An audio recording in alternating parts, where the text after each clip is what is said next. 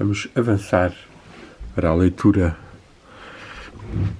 sexta da famosa cartilha, ou minha cartilha, Teixeira Pascoais, que foi publicada por ele pouco antes de morrer e que já lemos algumas vezes a minha cartilha. Vamos entrar no aforismo 38. Teremos a liberdade espiritual, isto é, a religiosa e filosófica, que faz progredir a ciência e a consciência para que o nosso poder representativo do universo, o para quê, talvez da nossa vida, progrida indefinidamente. Este para quê, em itálico, inclui a ideia de finalidade ou teleológica, mas diferente da clássica, sendo verdadeira, admitindo-se uma ação espiritual interior e exterior a tudo. Os ouvidos não foram feitos para ouvir, ou ouvem por acaso? Ou organizados pelo acaso ficaram aptos para a audição casualmente? Repuga-me acreditar numa soma infinita de acasos exigida para a aparição de um ser inteligente. Creio bem que os ouvidos foram feitos para ouvir e que o homem foi criado para ser a consciência do existente. E eis a sua dignidade, a sua distinção, o seu destaque no meio da turba irracional. Entre o moleiro e o seu Jericó há um desnível para cima, como entre o moleiro e a estrela Sírius. E teremos o amor fraterno, que leva à justiça económica entendida superiormente e à convivência amorosa, apenas agitada pela troca de ideias e sentimentos pessoais, isto é, originais. E a luta de ideias é benéfica, pois não pode haver um ideal que cristalize em qualquer imobilidade dogmática. Eis o aforismo, alguns aspectos bem valiosos, sobretudo a parte final. Aqui talvez acrescentássemos apenas que a liberdade espiritual, isto é, religiosa e filosófica e iniciática, ou seja, em que há um caminho espiritual interior que não se subsume nas práticas correntes da religião, ou de como a religião se tornou, sem dúvida que fazem progredir a ciência, a nossa capacidade de entendermos melhor o universo e o para quê disto tudo. Pascoais aqui assume que sente que o ser humano foi criado para ser a consciência do existente. Aqui talvez tenhamos que suavizar esta prerrogativa do ser humano, que ele contrasta com a turba do irracional, já que todos os seres têm algum tipo de consciência e de sensibilidade, e a própria do ser humano é bem mais pequena que outras. Daí até que Pascoais faça esta comparação de desníveis entre o moleiro e o seu Jericó, ou entre o moleiro e a estrela Sírius. Há aqui um apelo de um homem que viveu num marão, contemplou dezenas e dezenas de noites as estrelas, o planeta Sírius brilhando com os seus 1000 raios e cruscando o nosso ser de intensidade amorosa, multicolorida, que passa esta energia de cosmos e ao mesmo tempo, e é também um dos grandes valores de Pascoais, o amor fraterno por toda a manifestação telúrica, por todos os seres, por todos os que rodeiam, tal amor fraterno que leva à justiça económica e na qual apenas é agitada pela troca de ideias e de sentimentos.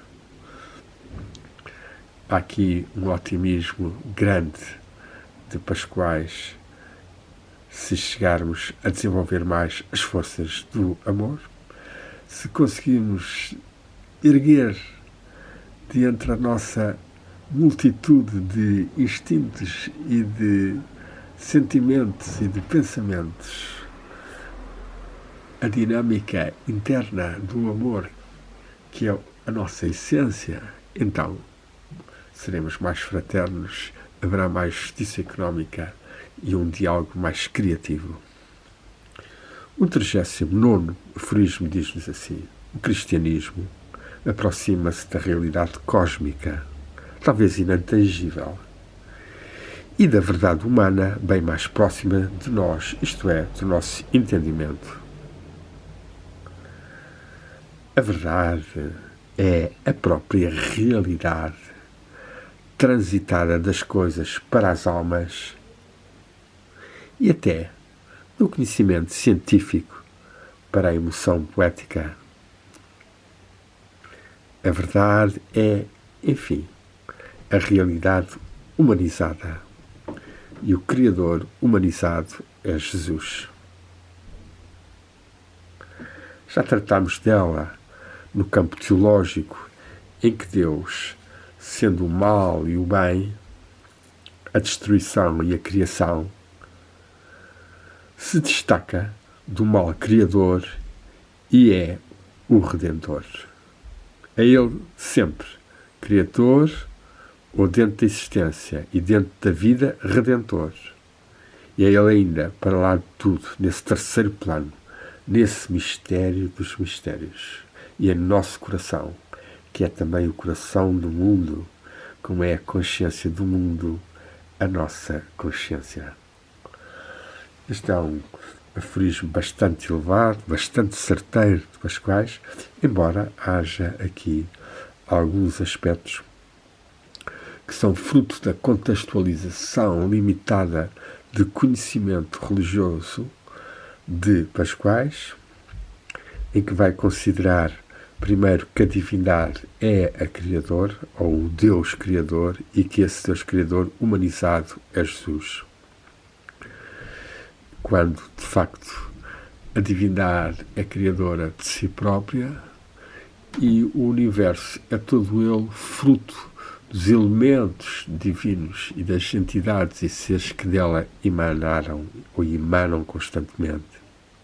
Jesus é um espírito elevadíssimo, um espírito que desce à terra e manifesta a comunhão com a divindade ou ainda com o Pai. Depois diz-nos também esta atitude e compreensão dele, que também não me parece muito correta, que Deus é o mal e o bem e a destruição e a criação. E vai-se destacar desse mal criador que ele foi ao ser redentor, ao intervir na Terra. Ora, isto também é uma visão condicionada pelo catolicismo e pela ideia que Deus redimiu a criação e a humanidade sacrificando o seu Filho, encarnando Ele próprio. Ora, é evidente que o Mestre Jesus veio à Terra para tentar despertar o mais possível os seres para a realização espiritual, para o despertar do seu corpo espiritual e dos seus poderes espirituais, para a sua comunhão maior em amor com os universos e com os outros seres, mas foi morto antes de tempo pela incompreensão e inveja das autoridades judaicas religiosas da época que decidiram matá-lo. É claro que, de qualquer modo, a sua passagem e a sua energia de amor realizada passou para muitos discípulos, ficou em algo que nos chega nos Evangelhos e continua a operar, seja enquanto mestre, seja enquanto energia do amor. A parte mais interessante deste aforismo é ele, a divindade, o Espírito, está para além desse Deus Criador e Deus Redentor, ou seja, para além desse mal e bem que Pascoais quer atribuir forçosamente a Deus, vai dentro desse esquema passar por um terceiro plano em que mistério dos mistérios e em nosso coração, que é também o coração do mundo, como é a consciência do mundo, a nossa consciência. Aqui tocamos em linhas muito subtis a dimensão do nosso coração espiritual, muito pouco conhecida da maior parte das pessoas, uma outra mais mística, uma outra sentindo mais amor pela amada ou pelo amar, conseguem abrir a sua visão espiritual ou sentirem a força do fogo do amor. E então, esse coração é realmente também vibrante, uníssono com o coração do amor divino. Quanto à nossa consciência, a nossa consciência está muito condicionada por este corpo, por esta educação, por este cérebro, mas certamente que nos seus níveis mais expandidos ela pode tornar-se consciente de mais do que os 5 sentidos nos permitem e ter momentos de consciência mais expandida ou mais universal, ou mais nacional, ou mais cósmica. E para isso todos nós devemos trabalhar. Para isso existe também a tradição do Arcanjo de Portugal, que não é São Miguel, como muitos tentaram manipular ou enganar as pessoas, mas é um arcanjo próprio e específico de Portugal e que representa uma possibilidade de nós sintonizarmos e concentrarmos o nosso ser com essa dimensão global de Portugal que um ser assume e manifesta e connosco comunga. Avancemos para o 40. Tínhamos o culto cristão da liberdade espiritual e da fraternidade amorosa, isto é, da liberdade anarquista e da fraternidade comunista, para empregarmos a linguagem moderna. E eis o homem como criador e criatura. Criador, o anarquista, tende a alterar o estabelecido. Criatura, o comunista, tende a conservá-lo, a permanecer no mesmo estado, a ser uma constante ou repetição de si próprio, o que é visível nos minerais. Claro que a imutabilidade é mudança temorosa que se afigura imperceptível, como os ponteiros de um relógio. Esta classificação, provavelmente influenciada por Berdyaev, que Pascoais também leu e que, aliás, Berdyaev também apreciou bastante Pascoais, por Leonardo de Coimbra, que também escreveu sobre a Rússia e o homem eterno, é talvez limitadora. Sabemos que todas estas designações nunca conseguem ser mais do que chavões de que as realizações, seja filosóficas, sejam práticas, não têm os contornos dogmáticos ou tão evidentes que possam ser considerados depois em analogias como esta, como o criador ou anarquista. Há muitos anarquistas que terão muito pouco de criadores, como evidentemente também há muitos comunistas que serão bastante criadores e libertários. Agora, o que realçamos neste aforismo é o culto cristão ou culto de qualquer ser que queira avançar no caminho espiritual e do ungimento, ou seja, da ligação com o seu espírito, da origem divina.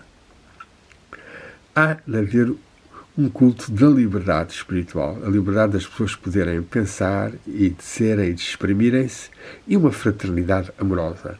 Sabermos que o amor une todos os seres, evidentemente, sabendo que há uns seres que devemos, ou que naturalmente amamos mais, e outros a quem não devemos prestar tanta atenção, porque não é essa a linha de energias ou de afinidades para a qual o nosso amor deva ser canalizado.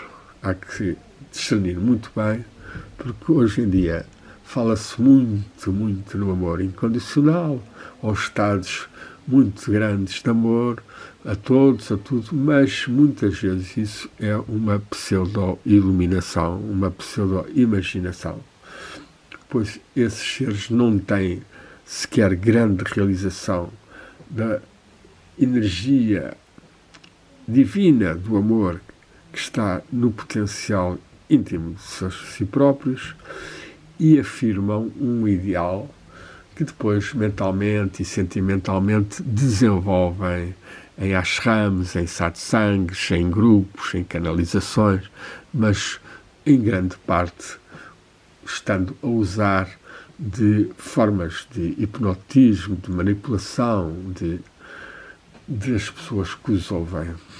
E isto acontece com uma frequência demasiado grande nos nossos meios espirituais ou esotéricos ou da nova era. E há que saber entrar bem dentro da realidade dos seres para discernirmos se é verdadeiro ou não. Vamos ler o último por hoje, 41º. O anarquismo cheira ao manto esfarrapado de São Paulo e o comunismo ao peixe de São Pedro. Esse eterno pescador, como Paulo, esse eterno pregador. Descendem do cristianismo primitivos todos os movimentos sociais libertadores. E por isso, Valle-Inclán comparava Lenin a Paulo, a São Paulo. Essa tremenda agitação cristã só findará quando cair no mundo aquela estrela abrasadora de que fala o autor do Apocalipse. Este aforismo é um aforismo condicionado, limitado. São Paulo tem muito também, sem ser de anarquismo, mas de condicionamento das mulheres e das pessoas às regras e às ordens, ainda que fosse um grande pregador. Quanto à partilha de São Pedro, nós vemos também como a própria Igreja de São Pedro muitas vezes se afastou dessa caridade e dessa partilha. Descendem do cristianismo primitivo todos os movimentos sociais libertadores. Não diremos porque sempre os houve mesmo antes do cristianismo, sempre haverá, e só findará o autor do Apocalipse, a estrela abrasada cai. Sabemos bem como o Apocalipse não tem nada a ver com São João, é um texto escrito por meios slotas entusiastas daquela época que esperavam que houvesse um fim do mundo, que não haverá, certamente. E, portanto, estas modificações temos que ser nós a ir tentando, vencendo todas as crises, muitas vezes suscitadas pelos ineptos políticos que temos, uma percentagem muito grande, e por todos os grupos de pressão e de consumistas que têm dilacerado a unidade da natureza com o ser humano e com a divindade. É esse o trabalho por uma agricultura ecológica e biológica, por uma sobriedade, por um menos consumismo, por um minimalismo no dispêndio de recursos raros, amor à natureza e um desenvolvimento de uma criatividade ao serviço do desenvolvimento humano, psíquico, espiritual e não de alienações só de espetáculos ou de desportos ou de eleições políticas como as dos Estados Unidos, tão ridículas e tão exploradoras e tão manipuladas. Chegarmos a ser verdadeiramente regidos por uma liberdade interior e por uma fraternidade exterior justa e harmoniosa é certamente um desafio a todos os seres de todas as religiões ou mesmo fora das religiões. Temos graças a Teixeira Pascoais neste dia de domingo de Páscoa, 12 de abril de 2020, em que invocamos as bênçãos dos mestres e dos grandes seres, em especial do Mestre Jesus, erguendo este cálice ou grau da tradição iraniana ou persa, Jam, como era chamado, Firdausi, Afir, Sadi e outros, invocando e derramando a água viva, a energia viva do amor sobre todos nós. Possa as bênçãos da tradição espiritual portuguesa, do Arcanjo de Portugal,